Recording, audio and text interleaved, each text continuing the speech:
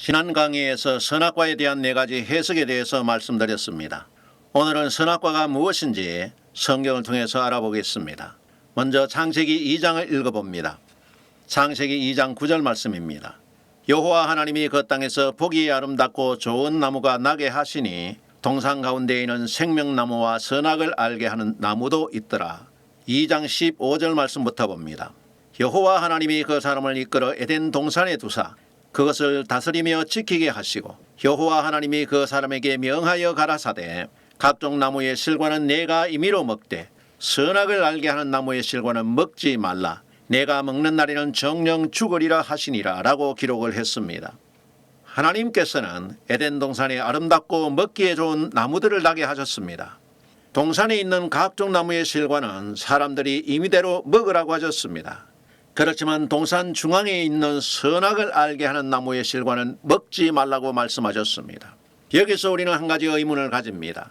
왜 하나님께서 이렇게 좋은 선악과를 만들어 놓으시고 그 열매를 먹지 말라고 말씀하셨을까? 세상에서 먹어서 선과 악을 구별할 수 있는 열매가 존재한다면 얼마나 좋겠습니까? 왜 이렇게 좋은 열매를 먹지 말라고 하셨을까요? 이러한 열매가 아담 때에 존재했다면 지금도 존재할 것입니다. 그리고 이 나무가 아담 시대에 존재하지 않았다면 지금도 존재하지 않을 것입니다. 그 선악과는 없어지지 않았고 지금도 존재합니다. 이렇게 소중한 열매를 하나님께서 멸종하도록 방치하지 않으셨기 때문입니다. 모세는 구약과 창세기를 기록할 때에 하나님의 나라의 영광을 비춰주는 그림자와 모형으로 기록을 했습니다. 바울은 모세가 구약을 기록한 것을 이렇게 말씀하고 있습니다. 고린도후서 3장 13절 말씀부터 보면은 우리는 모세가 이스라엘 자손들로 장차 없어질 것의 결국을 주목치 못하게 하려고 수건을 그 얼굴에 쓴 것 같이 아니하노라. 그러나 저희 마음이 완고하여 오늘까지라도 구약을 읽을 때에 그 수건이 오히려 벗어지지 아니하고 있으니 그 수건은 그리스도 안에서 없어질 것이라. 오늘까지 모세의 글을 읽을 때에 수건이 오히려 그 마음을 덮었도다. 그러나 언제든지 주께로 돌아가면 그 수건이 벗어지리라 라고 말씀합니다. 바울은 말하기를 모세가 하나님과 대면할 때는 얼굴에 수건을 벗었고 이스라엘 백성들을 만날 때는 얼굴에 수건을 썼는데 그 이유가 모세의 얼굴에 있는 율법의 광채는 복음의 그림자이기 때문에 실체를 바라보게 하기 위해서 수건을 쓴 것이라고 말씀하고 있습니다. 바울은 마음이 완고한 자들이 아직도 모세 오경을 읽을 때 모세의 얼굴에 있는 수건을 벗지 못하고 읽기 때문에 그 마음이 어두운 그림자로 덮였다고 말하고 있습니다. 이 말씀은 율법의 실체인 예수님께서 오셨지만 여전히 모세의 율법을 고집하는 이스라엘 제사장들과 유대인들의 행동을 두고 하는 말입니다. 그러나 누구든지 바른 마음으로 주께 돌아가게 되면 마음의 수건이 벗어지고 복음을 만나게 된다고 말씀하고 있습니다. 그러므로 율법의 실체이신 예수님의 복음을 이해하지 못하게 되면 신약을 읽어도 마음이 수건에 덮인 율법의 사람이 되는 것입니다. 예수님께서는 목자로서 양들을 위해 모든 것을 버린 것처럼 우리도 섬기는 종의 자세를 가지고 세상에 썩을 것들을 버리지 않게 되면 율법의 실체가 보이지 않게 됩니다. 율법의 실체이신 예수님이 오신 지 2000년이 지났습니다. 그러나 아직도 마음의 수건을 벗지 못하고 성경을 율법으로 이해하는 목사들이 너무 많다는 것이 안타깝습니다. 히브리서도 모세가 기록한 율법을 이렇게 표현하고 있습니다. 히브리서 10장 1절에 율법은 장차 오는 좋은 일의 그림자요 참 형상이 아니므로 해마다 늘 드리는 바 같은 제사로는 나오는 자들을 언제든지 온전케 할 수 없느니라 라고 말씀합니다.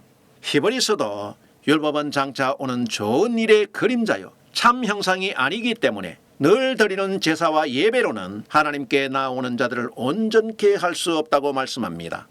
오늘날 목사들이나 사제들이 드리는 이 제사가 없어도 예수 그리스도께서는 자신이 단번에 드린 제사로 말미암아 얼마든지 주님께 나오는 자들을 깨끗하게 하실 수 있다고 말씀하고 있습니다. 모세는 아담과 맺은 하나님의 언약을 선악을 알게 하는 나무의 열매라고 상징적으로 말씀하고 있습니다. 선악을 알게 하는 선악과는 아담 당시에 하나님께서 자기 백성들에게 주셔서 지키게 하신 율법입니다. 하나님께서는 먹는 것과 먹지 말아야 할 것을 사람이 먹는 음식을 가지고 말씀하셨지만은 자기 백성들에게 주신 율법에 대해서 지켜야 할 것을 영적인 음식으로 비유해서 선악과라고 아담에게 말씀하신 것입니다. 하나님의 선지자들은 세상에 있는 것들을 가지고 하나님 나라의 것을 말씀하신 것을 비유라고 말합니다. 예레미야 선지자가 이스라엘 백성들을 두 열매로 비유한 것을 살펴보겠습니다. 예레미야 24장 1절 말씀부터 봅니다. 바벨론 왕 느부갓네살이 유다 왕 여호야김의 아들 여고냐와 유다 방백들과 목공들과 철공들을 예루살렘에서 바벨론으로 옮긴 후에 여호와께서 여호와의 전 앞에 놓인 무화과 두 광주리로 내게 보이셨는데 한 광주리에는 처음 익은 듯한 극히 좋은 무화과가 있고 한 광주리에는 악하여 먹을 수 없는 극히 악한 무화과가 있더라. 여호와께서 내게 이르시되 예레미야야 내가 무엇을 보느냐. 내가 대답하되 무화과이온데 그 좋은 무화과는 극히 좋고 그 악한 것은 극히 악하여 먹을 수 없게 악하니이다. 여호와의 말씀이 또 내게 임하니라 가라사대 이스라엘의 하나님 여호와가 이같이 말하노라. 내가 이곳에서 옮겨 갈대아인의 땅에 이르게 한 유다 포로를 이 좋은 무화과 같이 보아 좋게 할 것이라. 내가 그들을 돌아보아 좋게 하여 다시 이 땅으로 인도하고 세우고 헐지 아니하며 심고 뽑지 아니하겠고 내가 여호와인 줄 아는 마음을 그들에게 주어서 그들로 전심으로 내게 돌아오게 하리니 그들은 내 백성이 되겠고 나는 그들의 하나님이 되리라. 나 여호와가 이같이 말하노라. 내가 유다왕 시드기야와 그 방백들과 예루살렘의 남은 자로서 이 땅에 남아있는 자와 애굽 땅에 거하는 자들을 이 악하여 먹을 수 없는 악한 무화과 같이 버리되 세상 모든 나라 중에 흩어서 그들로 환난을 당하게 할 것이며 또 그들로 내가 쫓아 보낼 모든 곳에서 치욕을 당케 하며 말거리가 되게 하며 조롱과 저주를 받게 할 것이며 내가 칼과 기근과 연병을 그들 중에 보내어 그들로 내가 그들과 그 열조에게 준 땅에서 멸절하기까지 이르게 하리라 라고 말씀하고 있습니다. 예레미야는 여호와의 전 앞에 놓인 무화과 두 광주리를 환상으로 보았습니다. 그 환상 중에 한 광주리는 좋은 무화과가 담겨져 있었고 한 광주리에는 먹을 수 없는 악한 무화과가 담겨져 있었습니다. 이 두 광주리에 들어있는 무화과는 이스라엘 백성들에 대한 비유입니다. 하나님께서 말씀하시기를 좋은 무화과는 바벨론으로 끌려간 이스라엘 백성들이라고 말씀하십니다. 그리고 바벨론 포로들은 극히 좋은 무화과처럼 좋게 해서 다시 돌아오게 하고 세우고 헐지 아니하며 심고 뽑지 아니할 것이라고 말씀하셨습니다. 그렇지만 먹을 수 없는 극히 악한 무화과는 하나님의 말씀을 거역하는 시드기야와 방백들 그리고 이 땅에 남아있는 백성들과 애굽으로 간 백성들이라고 말씀하셨습니다. 하나님께서는 말씀하시기를 이들은 악한 무화과처럼 버리되 쫓겨난 나라에서 환난과 저주를 받고 칼과 기근과 연병을 보내서 멸절하기까지 할 것이라고 했습니다. 하나님께서는 예레미야에게 말씀하실 때도 이스라엘 백성들에 대해서 선악과처럼 먹을 수 있는 과일과 먹을 수 없는 과일로 환상을 보여주셨습니다. 창세기에 있는 선악과 비유와 동일한 환상입니다. 이처럼 모세도 창세기에서 하나님께서 시내산에서 그림자로 보이신 대로 아담에게 주신 언약을 선악과로 비유해서 기록을 했던 것입니다. 선악과는 아담과 맺은 하나님의 언약입니다.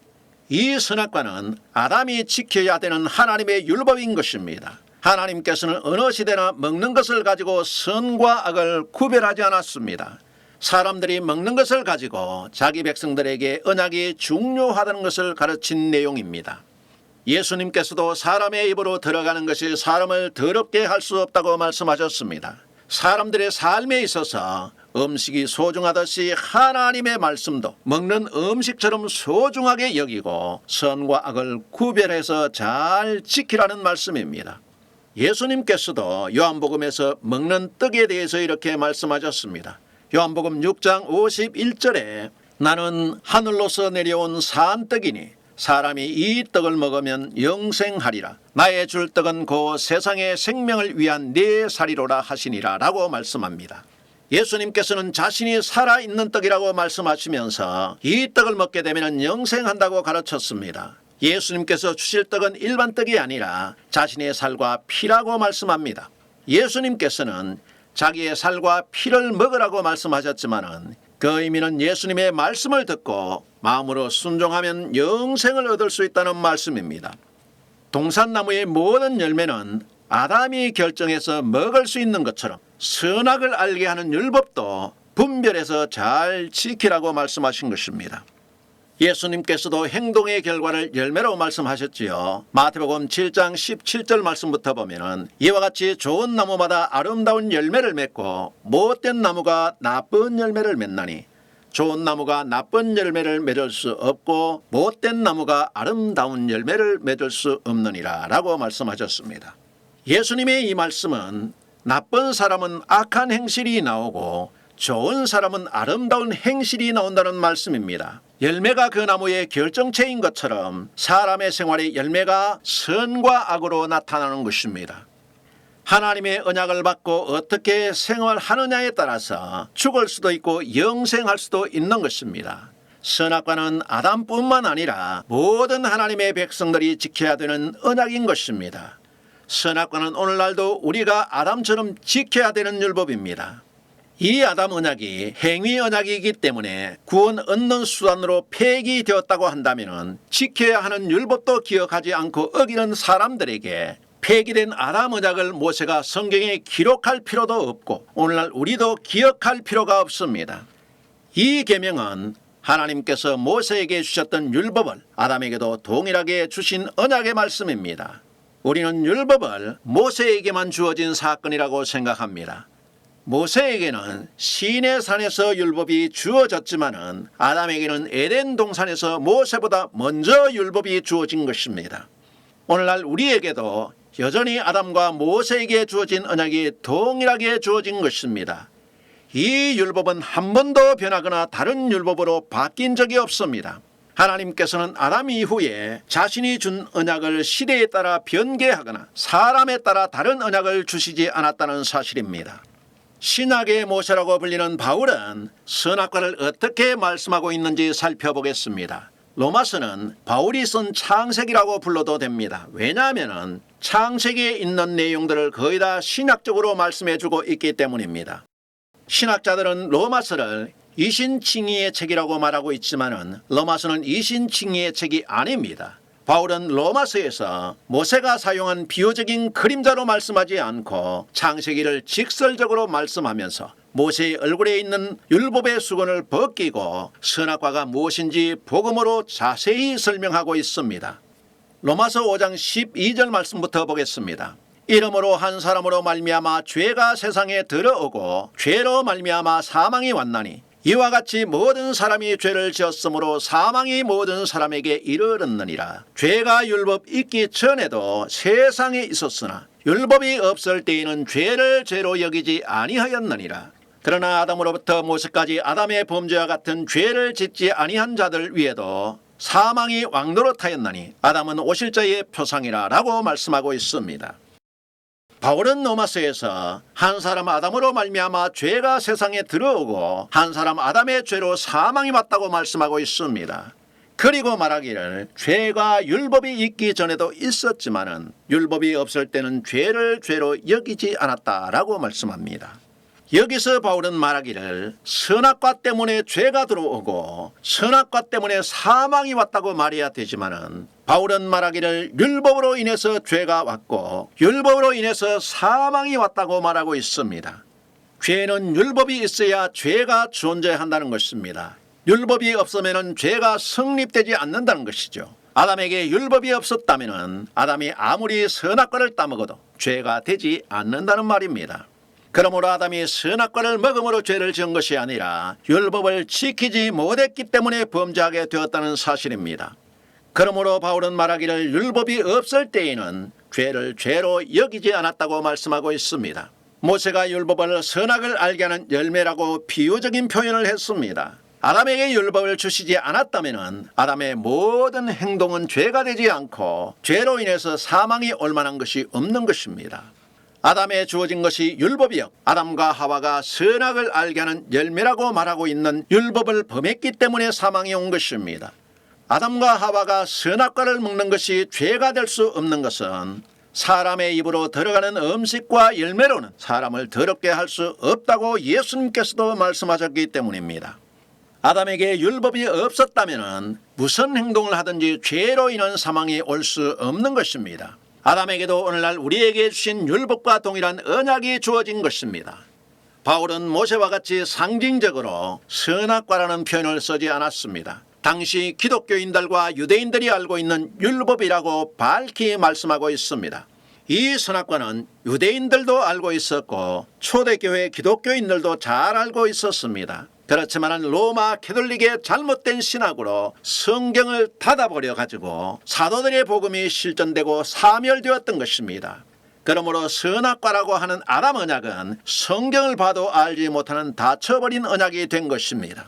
이처럼 로마 캐톨릭의 많은 잘못된 신학이 목사들과 성도들의 영안을 찔러서 하나님의 언약을 제대로 이해하지 못하도록 가로막고 있는 것입니다. 그래서 로마 캐톨릭 신학은 많은 영혼들이 바른 복음을 듣지 못하게 하고 사망과 죽음의 길로 가도록 하는 적그리스도 신학입니다. 목회자들이 로마 캐톨릭의 신학을 버리지 않게 되면 아무리 발부둥을 쳐도 믿음의 눈을 찔렸기 때문에 성경이 보이지 않는 것입니다. 그래서 믿음의 눈이 찔린 신학자들이 언약을 이해하기 위해서 자유의지와 다른 철학적인 신학 이론을 끌어들이지만 성경을 더 어렵게 하고 이해할 수 없게 만드는 것입니다. 바울은 기록하기를 아담이 창조되기 전에도 죄는 세상에 많이 존재했다고 말씀하고 있습니다. 그러나 아담에게 죄를 알려주는 율법을 주실 때부터 죄가 존재했고 그 율법으로 인해서 죄와 사망이 왔다고 말씀하고 있습니다. 아담에게 주신 선악과는 모세에게 주셨던 십계명의 범주에 들어있는 율법입니다. 그렇다면 사망이 오는 율법을 왜 주셨을까요? 율법을 주지 않았다면 사망이 없었을 것이라고 생각을 합니다. 그러나 바울은 율법과 죄의 관계를 설명하면서 아담의 죄로부터 시작해서 율법이 하는 일을 자세히 설명해 주고 있습니다. 바울은 사망이 오는 율법에 대해서 이렇게 말씀합니다. 몇 구절을 간추려서 보겠습니다. 로마서 3장 20절입니다. 그러므로 율법의 행위로 그의 앞에 의롭다 하심을 얻을 육체가 없나니 율법으로는 죄를 깨달음이니라. 4장 15절에 율법은 진노를 이루게 하나니 율법이 없는 곳에는 범함도 없느니라. 7장 7절에 그런즉 우리가 무슨 말하리요 율법이 죄냐 그럴 수 없느니라. 율법으로 말미암지 않고는 내가 죄를 알지 못하였으니 곧 율법이 탐내지 말라 하지 아니하였다면 내가 탐심을 알지 못하였으리라 라고 바울이 말씀하고 있습니다. 이 말씀을 우리가 잘 요약해서 보면 이렇습니다. 첫 번째로 율법은 죄를 깨닫게 하고 알게 하는 일을 한다고 말씀합니다. 두 번째로 율법이 없게 되면 죄와 사망도 없다고 말씀하고 있습니다. 율법은 하나님의 진노와 심판이 따르지만은 율법이 없으면 죄도 없다고 율법에 하는 일을 말씀하고 있습니다. 그렇다면 하나님께서 주신 율법이 죄입니까? 그렇지 않다는 것입니다. 율법이 아니고서는 죄를 알지 못하고 율법이 탐내지 말라고 가르쳐 주지 않았다면 우리는 탐심이 무엇인지 알지 못했을 것이라고 말씀하고 있습니다. 율법은 어떤 것이 죄인지 알려주는 일을 하는 것이지 율법이 죄를 짓도록 유도하는 능력이 있는 것이 아니라는 것입니다. 그러므로 바울은 율법과 죄에 대해서 다시 이렇게 말씀합니다. 로마서 7장 8절입니다. 그러나 죄가 기회를 타서 계명으로 말미암아 내 속에서 각양 탐심을 이루었나니 이는 법이 없으면 죄가 죽은 것임이니라 라고 말씀합니다. 바울은 말하기를 율법이 없다면 죄는 죽은 것이라고 했습니다. 반대로 말하면 율법이 있게 되면 죄는 살아난다는 것입니다. 그러나 죄가 율법을 가지고 기회를 타서 계명으로 사람 속에서 각종 탐심을 만들어냈다고 말씀합니다. 그렇지만 율법의 탐심이 무엇인지 알려주지 않았다면 탐심이 어떤 것인지 내가 알지 못했다고 말씀합니다. 그러므로 율법은 죄를 알려주는 역할을 하지만은 율법 자체가 죄를 짓게 하는 나쁜 것이 아니라는 것입니다. 바울은 율법에 대해서 다시 이렇게 말씀합니다. 로마서 7장 12절에 이로 보건대 율법도 거룩하며 계명도 거룩하며 의로우며 선하다라고 말씀합니다. 바울은 아담의 선악과를 율법으로 설명하면서 율법과 계명은 거룩하고 의롭고 선하다고 말씀했습니다. 우리가 아는 것처럼 하나님께서는 아담을 시험하기 위해서 선악과를 만들었고, 이 선악과 때문에 아담을 통해서 온 인류를 죽게 만드는 나쁜 하나님이 아니라는 것입니다. 사람들이 하나님께서 주신 선한 율법을 지키게 되면 우리들의 인생을 더 풍요롭게 만들어준다는 사실입니다. 그러나 우리는 잘못된 선악과에 대한 오해 때문에 선악과를 만드신 하나님을 원망하고, 아담이 선악과를 먹었기 때문에 우리가 죽게 되었다고 아담을 원망합니다. 하나님께서는 아담에게 한 번도 죽을 길을 주시지 않았고, 범죄 이후에도 영생할 수 있는 길을 주셨습니다. 오늘날 아담처럼 모든 사람이 범죄하였지만 우리들에게도 영생할 수 있는 길을 주신 공평하신 하나님이십니다. 아담이 선악과를 따먹지 않았다고 해도 사람이 한 번 죽는 것은 사람을 창조할 때부터 하나님께서 정해 놓은 것입니다. 히브리서 9장 27절에 한 번 죽는 것은 사람에게 정하신 것이요 그 후에는 심판이 있으리니라고 말씀합니다. 하나님은 아담이 선악과로 범죄하지 않았더라도 육신은 흙으로 만들어졌기 때문에 흙으로 돌아가게 만드셨습니다. 하나님께서는 육신이 흙으로 돌아가는 것을 죽음이라고 말씀하지 않고 잠을 잔다고 말씀합니다. 그러므로 하나님 앞에서는 죽은 자나 산 자나 모두 살아있는 자들입니다. 사람이 죽게 되면 모든 것이 끝난다면 하나님의 심판도 없을 것입니다. 그래서 예수님께서는 이렇게 말씀하고 계십니다. 누가복음 20장 38절에 하나님은 죽은 자의 하나님이 아니요 산 자의 하나님이시라. 하나님에게는 모든 사람이 살았느니라 라고 말씀하셨습니다. 예수님께서도 말씀하시기를 사람들이 보기에는 사람이 죽었지만 하나님 앞에서는 모든 사람이 살아있다고 말씀하십니다. 그러므로 우리 하나님은 저승에서 저승사자를 하고 있는 하나님이 아니십니다. 우리 하나님은 모든 자들에게 금생과 내생을 주관하는 산자의 하나님이라고 예수님께서 말씀하셨습니다. 성경이 말씀하고 있는 영생은 육신이 영원히 사는 것을 말씀하고 있는 것이 아닙니다. 심판 이후에 사는 영원한 생명을 말씀하고 있는 것입니다. 아담의 범죄로 죄가 들어오고 사망이 왔지만은 우리에게는 여전히 생명이 넘치고 있는 것입니다. 바울은 아담과 이스라엘의 범죄를 이렇게 말씀합니다. 로마서 11장 12절에 저희의 넘어짐이 세상의 부요함이 되며 저희의 실패가 이방인의 부요함이 되거든 이라고 말씀하고 있습니다. 아담과 이스라엘의 넘어짐과 범죄가 이방인이 된 우리에게 부요와 풍성함이 되었다고 말씀하고 있습니다. 그러므로 잘못된 선악과에 대한 오해를 가지고 원망을 하게 되면 육신의 생각 때문에 죄로 말미암아 사망의 길을 가는 것입니다. 그러나 예수님께서 주신 복음의 생각을 가지게 되면 영원한 생명과 평안을 얻게 되는 것입니다. 육신의 생각은 하나님과 원수가 되고 하나님의 법에 굴복하지 않습니다. 육신적인 생각을 가진 사람들은 하나님을 기쁘시게 할 수도 없습니다. 우리 속에 그리스도의 마음을 가지고 있으면 하나님의 영으로 인도함을 받고 하나님의 아들이라 칭함을 받게 되는 것입니다. 그러므로 진실한 그리스도인들은 탐심과 욕심을 버리기 위해서 육체의 정욕과 싸워야 하며 장차 나타날 영광을 바라보면서 복음과 함께 고난을 즐겁게 받는 것입니다. 육신의 탐심을 버리지 못하게 되면 지금도 아담과 하나님을 원망하면서 하나님의 선한 계명이 도리어 육신의 굴레가 되어서 자신을 정죄와 사망으로 몰아가는 것입니다. 우리가 예수 그리스도로 말미암아 정과 욕심을 십자가에 못 박지 않게 되면 탐심을 따라 사망의 길을 가게 됩니다. 하나님께서 아담에게 율법을 주셨기 때문에 아담은 자기가 지은 죄가 무엇인지 깨달았고 죄를 부끄러워하는 마음을 가질 수 있었던 것입니다. 하나님께서 주신 율법이 있어야 아담과 사람들이 선한 것이 무엇인지 알고 악한 죄가 무엇인지 깨달을 수 있는 것입니다. 이것이 선악과라고 말하는 율법의 실체입니다. 사람이 살아가는 사회가 법이 없다면 무질서한 사회가 되어서 힘이 없는 사람은 도저히 살 수가 없을 것입니다. 우리가 다소 불편해도 서로가 법을 지켜야 함께 공존할 수 있는 것입니다. 아담 시대에는 사람들의 의식과 지식 수준이 떨어지는 원시 사회라고 말하는 역사학자들도 있지만은 성경을 모르는 무지의 소리입니다. 아담 시대나 지금이나 사람의 의식과 지식 수준은 별반 차이가 나지 않습니다. 왜냐하면 사람을 하나님의 형상으로 창조하셨기 때문에 하나님의 형상 속에 있는 하나님의 지식과 지혜가 있기 때문입니다. 지금이라도 하나님의 형상을 사람 속에서 지워버린다면 사람은 짐승이나 별 차이가 없습니다. 그렇다면 하나님께서 아담 시대에도 이러한 율법을 주셨다면 아담 시대에도 많은 사람이 있었단 말입니까? 라고 질문을 합니다. 예, 아담 시대에도 많은 사람이 존재했습니다.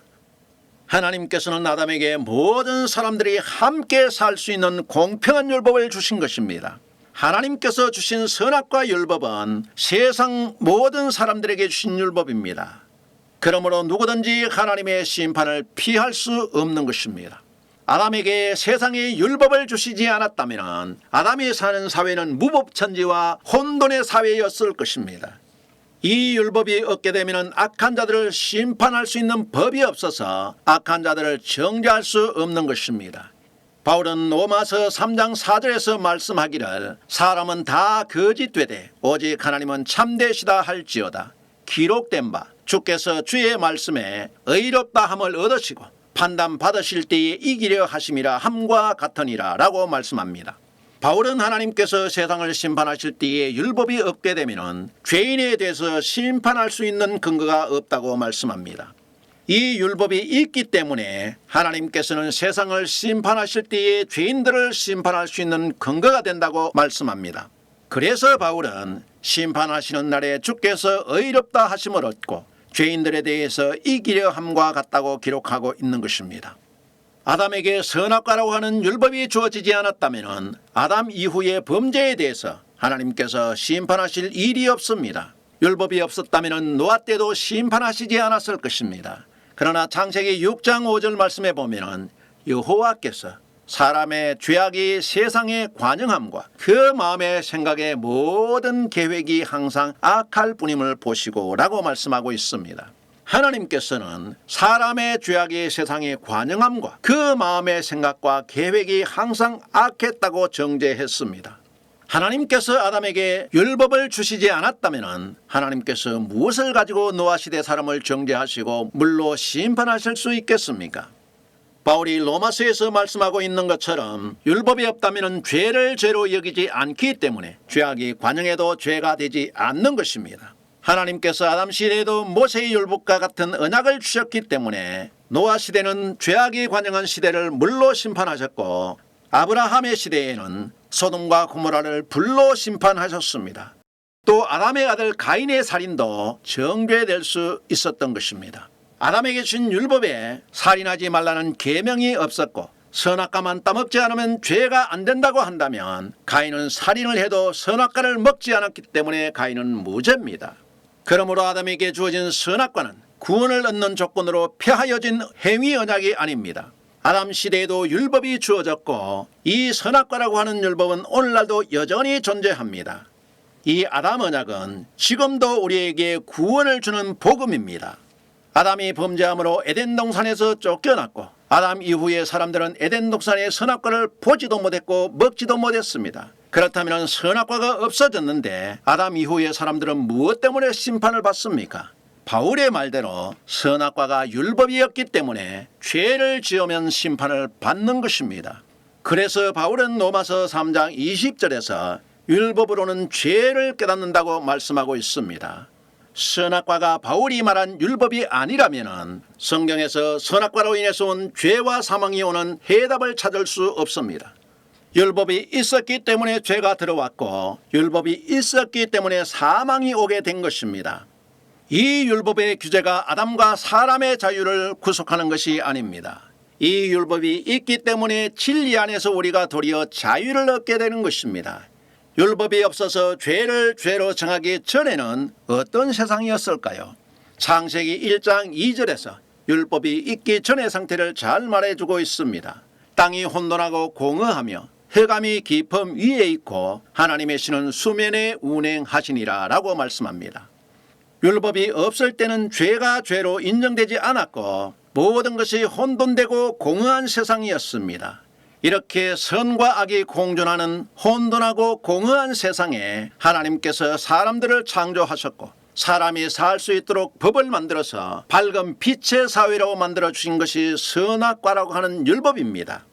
태초에 하나님과 함께 계셨던 생명 되시는 예수님을 율법을 주신 자기 백성들에게 보냈지만은 빛보다 어두움을 더 사랑했던 자기 백성들이 영접하지 않았던 것입니다. 율법을 관장하는 제사장들의 탐심과 욕심으로 인해서 생명의 빛을 보지 못하고 예수님을 십자가에 못 박고 거절한 것입니다. 우리도 우리 속에 생명의 참빛이 없게 되면 온몸이 어두워서 캄캄하게 되고 영적으로 혼돈해서 공허하게 되며 흑암으로 쫓겨 들어가게 되는 것입니다. 우리가 살고 있는 세상 속의 하나님 나라는 선과 악이 공존하고 있습니다. 선과 악이 공존하는 이 혼돈된 세상에서 하나님의 율법이 없다면 하나님의 나라는 소돔과 고모라가 되어도 죄악이 무엇인지 깨닫지 못했을 것입니다. 우리는 아담이 선악과를 따먹은 범죄를 원망하고 선악과를 만드신 하나님을 원망할 것이 아니라 우리 모두 주께 돌아가서 우리의 죄를 주님 앞에 자백하고 은혜를 구하는 믿음의 사람이 되어야 합니다. 하나님께서는 아담이 죄를 범한 후에도 아담과 언약을 맺고 영생을 약속하셨습니다. 우리가 죄를 범했을지라도 우리 죄를 고백하고 인정하는 자들에게는 우리 주님께서 70번씩 7번이라도 용서하십니다. 우리가 지난번 선악과에 대해서 살펴본 것처럼 선악과를 성적 범죄라고 하는 자들의 말을 듣게 되면 소돔과 고모라 백성들처럼 불의 심판을 피하지 못할 것입니다. 그리고 선악과를 지식의 열매라고 해석해서 하나님은 인간을 시기하는 신화 속의 저급한 신으로 아는 자들도 하나님을 망령되이 일컫는 자들이기 때문에 하나님께서는 이들을 죄 없다고 하지 아니하실 것입니다. 또 이 선악과를 행위 언약이라고 말하면서 구원을 얻는 언약으로 폐해졌다고 말하는 자들은 스스로 하나님의 은혜를 거절하고 천국문을 피하고 닫는 자들입니다. 하나님의 언약이 폐하여졌다고 가르치는 자들은 주여 주여 하지만은 천국에 들어가지 못하고 염소의 편에 서게 될 것입니다. 베드로의 말처럼 하나님의 언약을 욕심으로 억지로 풀다가 스스로 멸망에 이르게 되는 것입니다. 이제 우리는 선악을 알게 하는 생명의 복음으로 돌아가서 참된 복음으로 주님을 사랑하는 성도들이 됩시다.